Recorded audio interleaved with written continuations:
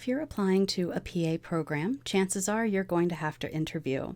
So today I want to give you 10 PA school interview questions and give you some thoughts and ideas about how you might want to formulate your own answers to these questions. First, hi, my name is Dr. Sarah Klebe and I'm an admissions expert at BeMo. So, two quick notes before I get into the specific questions. First, in terms of format, note that there isn't a standardized format that all PA schools use, so you may have to go through a multiple mini interview, an MMI, you may have a traditional interview, panel interview, some schools even do group interviews, and you might have to do a situational judgment test like Casper as well. So the questions that I'm going to give you today are certainly questions that could come up in any of those contexts, but you'll want to check in with the school or program ahead of time to understand what kind of interview format they use so that you can prepare most effectively. The second point that I wanted to make is that today I'm going to give you some questions that are very specific to the PA program, to the PA occupation, but more standard traditional type interview questions are absolutely fair game. So you're going to want to prepare for those questions that we've all heard a million times. Tell me about yourself. What's your greatest weakness? What's your greatest strength? Tell us about a time that you came into conflict with a superior. All of those kinds of questions are on the table. So be sure to think through how you might want to address those questions as well. Now, on to the PA school interview questions. First question, what's a PA? What is a physician assistant? So hopefully it goes without saying that you should have a firm understanding of the role and scope of practice of a PA prior to getting to the interview stage. But, as a profession, physician assistant isn't a medical occupation that's really well known by people outside the medical establishment. There's a lot of confusion as to what PAs do, what they are. Some people haven't heard of physician assistant at all. So demonstrating that you've put some time into thinking through what exactly this path is and why you're on it is going to help you answer this question very effectively. So very briefly, PAs work in a supporting role to medical doctors, working under the supervision and delegation of those doctors. They tend to work with more common illnesses, ailments, and injuries, opening up time and space for medical doctors to take on the more acute or more complex cases and do surgeries. So this is a collaborative type of medical role at its core, meant to fill in some of the gaps in access to care that exist under the more sort of dominant medical model. Also, from a more philosophical perspective, the purpose of the PA is to enhance patient care and increase access to primary care practitioners.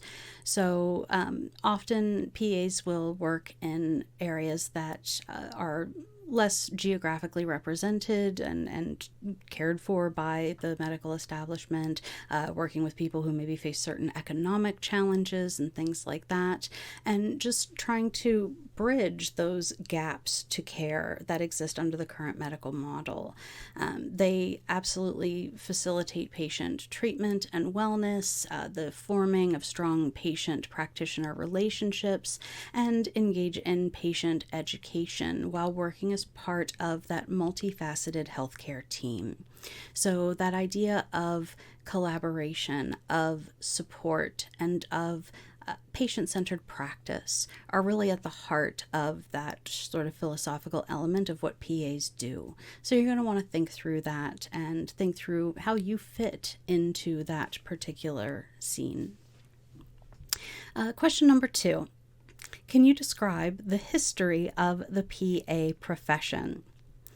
So, you don't need to memorize the entire timeline of events that led to the establishment of the PA profession, but you should be able to at least articulate a sense of how and why the profession began, the context from which it emerged, and the needs that it sought to address in the population.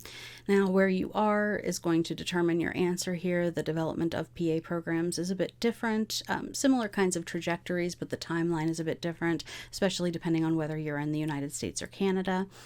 Just very briefly, and again, you'll want to look into this in a little bit more detail, though again, you don't have to memorize the entire timeline of events, but in the United States, the PA as a medical role came about in the 1960s, 1970s, particularly evolving from the role of military medics in the Vietnam War. So when these veterans came home, they were highly trained medics, but they weren't licensed MDs, but they did have substantial medical training that had been proven in the field.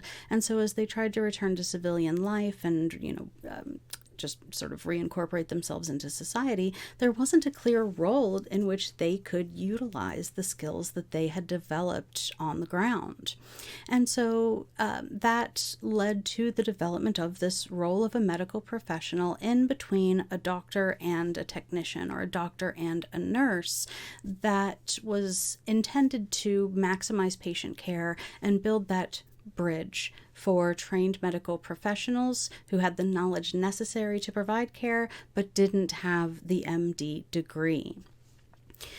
In Canada, again, it was a similar sort of context, but a bit later. The role of PAs also established in connection with the military, in this case as a role for senior medics. This took place starting in the 1980s, but really getting going in the 1990s and 2000s. They were senior medical technicians who, again, had a lot of training, a lot of medical know-how, but no specific role to fill, and so the PA was born in Canada. From around 2000 to 2010, provinces began establishing standardized curricula, licensing, training, certification for PAs, and making this a more formalized medical profession. So, you can very easily look up the history of this particular profession, pick out some historical milestones that speak to you, but don't panic if you don't know every single event that ever happened. What you're really trying to demonstrate is that you have initiative and that you've taken the time to understand a medical role that, again, in the wider public, isn't very well understood. So they want to make sure that people are applying to PA programs because they want to be PAs. Not because, they just want a fallback option if they didn't get into medical school or something like that.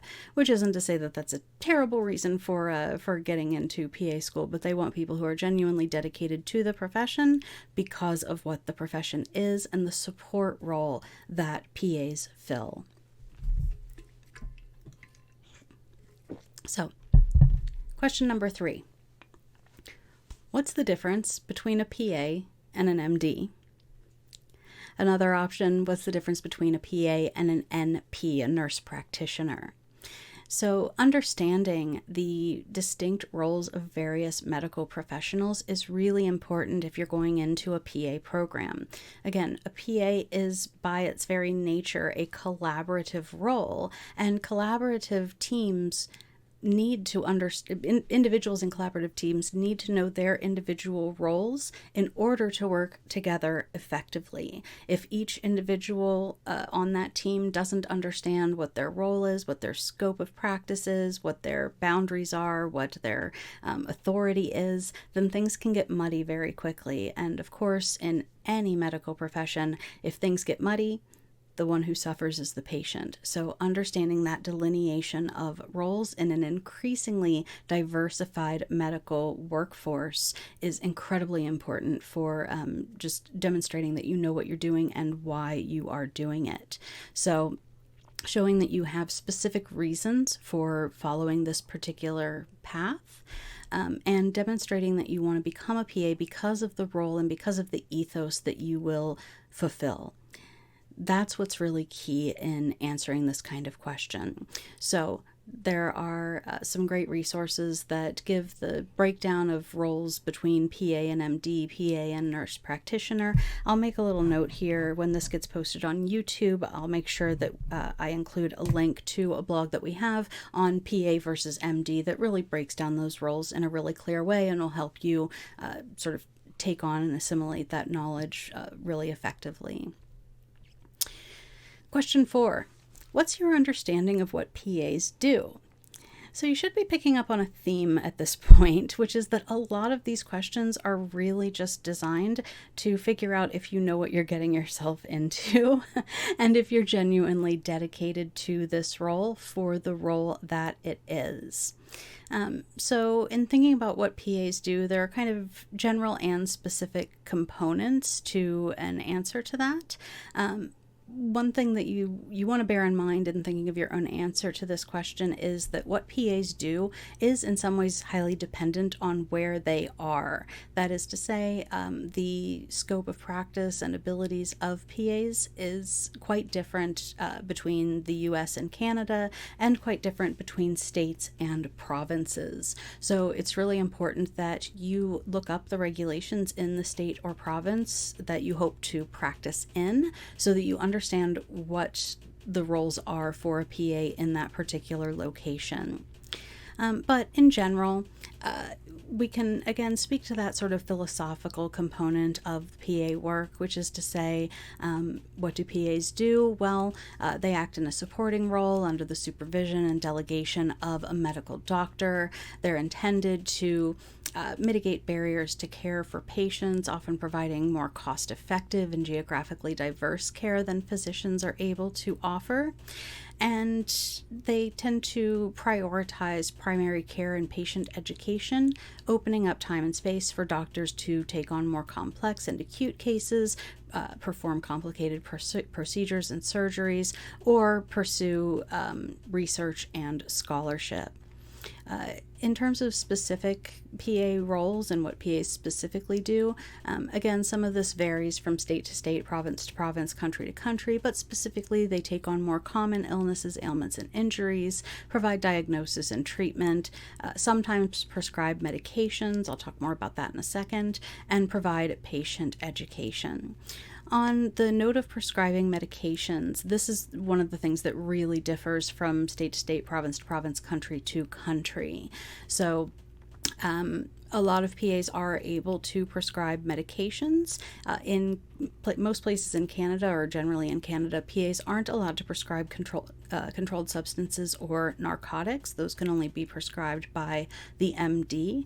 In the United States, though, in some places, PAs are able to register with the DEA and get prescribing authority to give prescriptions for narcotics and controlled substances. So again, wherever you're hoping to practice, wherever you're hoping to attend PA school, look into the regulations in that particular state or province so that you understand what that scope is and that you're able to speak to it effectively if you're given a question like this in an interview. Question number 5, why do you want to be a PA? So I love this question because it sort of carries this implicit component along with it, which is to say it's not just asking, why do you want to be a PA? It's kind of also asking, why do you want to be a PA as opposed to an MD, as opposed to a nurse practitioner, as opposed to one of these other medical roles? Now again, you don't need to know every single difference between these various medical practices. But what's key is that you're able to speak specifically to why you want to become a PA. Why is that the particular medical role that you want to fill? Right? Again, this is still a relatively new medical role, especially as compared to doctors and nurses, and there are a lot of misconceptions about what a PA is and why someone would choose this particular route. So think about your own strengths, your key qualities, your competencies, values around collaborative healthcare, and your own goals as an aspiring medical professional, and speak to how these are going to be achievable for you within the PA vocation. That's what's important here. That's what you really want to focus on. because there are so many misconceptions about what a PA is, and because there is this unfortunate idea that people apply to PA school as sort of a fallback or a safety net after not getting into med school in the first place, you really need to be able to demonstrate that you're a good fit, both for the profession itself and for the school and program to which you are applying. How do you demonstrate you're a good fit? You demonstrate alignment between your own values and the values of the institution and the profession. So the best way to think through how you would respond to this is to go to the website of the school and program to which you're applying and look up their mission statement, their statement of mission, vision, and values. Sometimes they're just called mission statements, sometimes they're called statements of mission, sometimes it's statement of mission, vision, and values.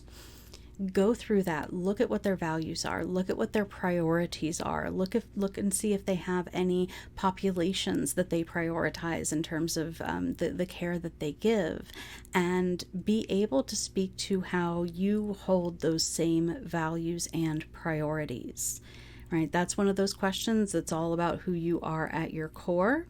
And so demonstrating that it's difficult if you don't know what to do or where to look, but the best place to look is at that mission statement, that statement of mission, vision, and values. Pick out a few characteristics, a few priorities, and demonstrate that you fit.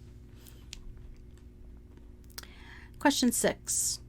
Are you familiar with national or state/provincial regulations for PAs? So again, you don't need to know every single regulation at this stage of your education. They know you're still learning, you're still a student, you're not even in PA school yet, so they know that you're not going to know all of the various ins and outs and regulations.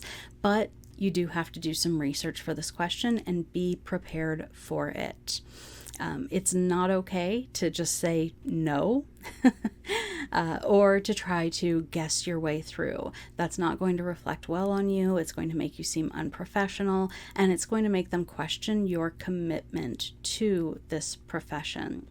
So you don't have to memorize all of the exact regulations across all of North America or anything like that, but you should be, again, looking at the state or province in which the school is located and the state or province in which you hope to practice as a PA, and at least be able to give some highlights in terms of those regulations, whether or not they're able to prescribe medications, and if so, what medications they're able to prescribe, if assisting in surgery is permitted, if or how the delegation of tasks from the medical doctor works, what level of autonomy PAs have in your particular location. Again, it's all about demonstrating that commitment. It's all about demonstrating that you have given serious and specific thought to this particular route, and that you have come to a clear decision that you're pursuing this profession because this is what you want to do. Question number 7. How have you prepared yourself for the PA profession? How are you making yourself and your application more competitive? So again, this will be a highly individualized response based on what you've actually done so far. This is sort of an open-ended question that's really meant to allow you to demonstrate your commitment to the profession. So you can talk about any volunteering, shadowing, or clinical experiences that you've had. If you've taken any additional courses to help, make yourself more competitive or to expand your knowledge, you can talk about that. If you've had specific work experiences that have helped you more fully understand the work and life of a PA, and that sort of helped solidify your decision to pursue this path, you can draw on that as well. If you've had specific patient interactions or witnessed patient interactions in your shadowing, you can absolutely use those to create a narrative element to your response. If you really saw an exchange between a PA and a patient that gave you that aha moment that let you say, okay, this is definitely what I want to do. This is the role that I want to fill. Then tell them about it. It'll demonstrate your passion while also helping them see the kind of work that you've put in, and it'll really give you that opportunity to speak to the patient-centered nature of PA care, right? What better way to demonstrate that than to talk about a powerful, moving patient interaction that you've had or that you've seen. Question number 8, why our program? So this is a question that's asked at almost any school interview, whether it's med school, law school, PA school, grad school, anything. Why our program? So again, this goes back to something I was just saying. Before the interview, ideally before even submitting the application, you should be looking at the mission, vision, and values of the school and program to which you are applying. Anytime you are applying to an educational institution, you are setting yourself up as a future representative of that program, right? When you're practicing, their diploma is going to be on your wall, whether you want to or not, whether you realize it or not, you're going to be an ambassador for their program. So they need to know that you are coming to this particular program for specific reasons, that you carry the same mission, vision, and values and priorities as that particular school or program, that you're a good fit who will be a good representative of that program as a practicing professional. Right, so, in your application and in your interview, your grades, your academics, quantitative data, and things like that are absolutely important, but alignment at the level of values and qualities is just as important. This goes for PA school, it goes for MD, it goes for any kind of profession. They want to see that you embody the values of the profession. So, for example, if a program has a specific mission and curriculum that prioritizes care for homeless individuals, for example, and you are able to demonstrate your own commitment to serving such communities, either at the level of, again, sort of just values or through specific experiences that you've had, then that shows that, you're not just going to thrive in terms of your grades and your coursework, because you have to do well at those things to apply anyway, but also that you'll be that effective ambassador for the program after you graduate and enter into the working world. Question 9. What do you think is the number one problem facing PAs today? So really open-ended question, but one that builds a lot on what we've already sort of discussed here already.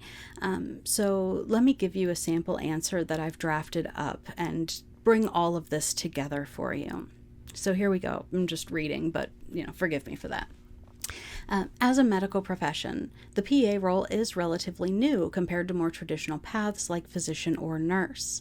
While PAs are well-respected members of medical teams within the medical community, the wider community of patients are often not entirely clear about what a PA is, what they do, what their role is, what their authority and scope of practice are. Because of this, and because of the term assistant in the title, there are a lot of misconceptions, with some patients assuming that PAs simply don't have certain kinds of expertise or training. This isn't the fault of patients themselves. While there are organizations and individuals devoted to clarifying the role of PAs, that information just isn't as widespread as it needs to be yet. So a significant hurdle is helping patients understand that we're advocates for their health, that we are there to help bridge gaps in the existing healthcare establishment, because building that trust will allow us to foster stronger relationships with our patients, which in turn improves communication, treatment compliance, and patient outcomes. Now, that's just a quick rundown, something that I kind of jotted down ahead of time just to get it out. But there are any number of ways of effectively answering this question, and your answer should be an honest reflection of the profession from your own sort of perspective.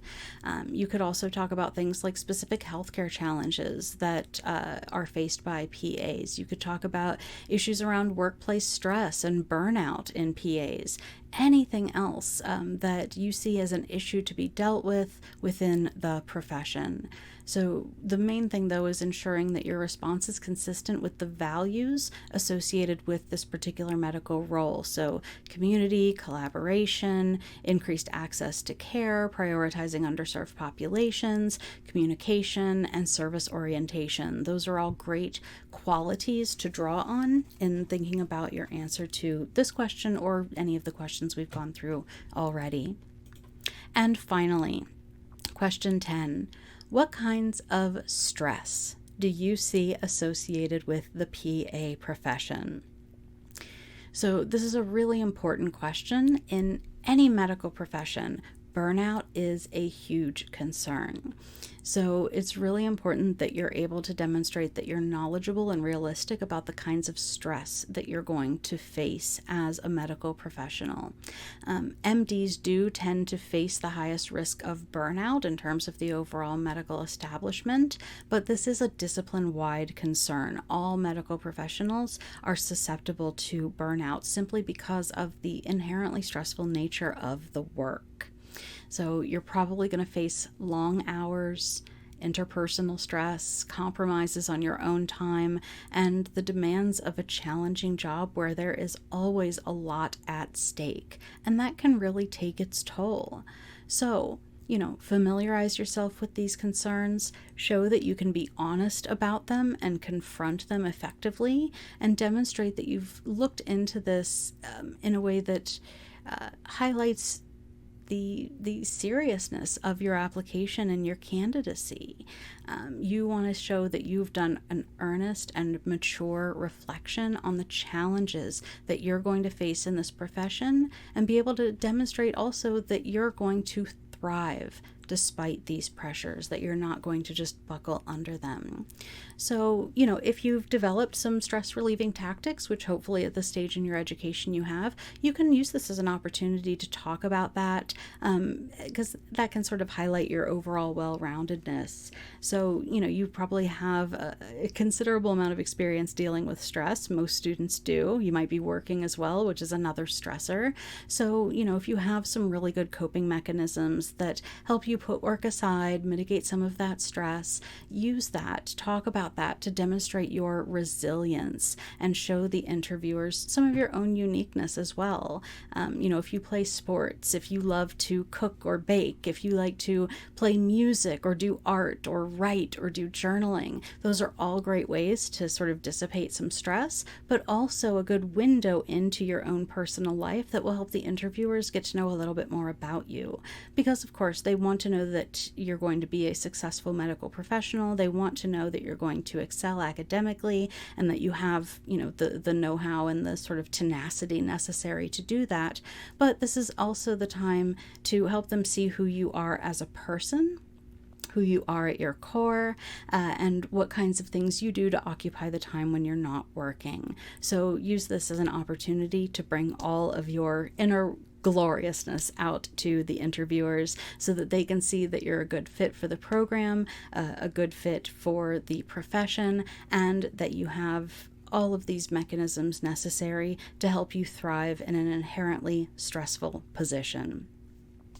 So, I hope that you enjoyed this video and that it was helpful. If so, please do go ahead, like it, share it with a friend who might benefit from it, and be sure to follow us on whatever social media platform you're on right now. If you'd like us to help you, click the link that should appear either above or below this video to see our programs and schedule a free initial consultation. We'll set you up with one of our admissions experts to answer any questions you might have and get you started on your preparations. We have programs to suit any of your needs, and we're always happy to work with you to determine which plan is going to support you and your goals most effectively. As ever, thank you so very much for your time. Take good care, and I'll see you next time.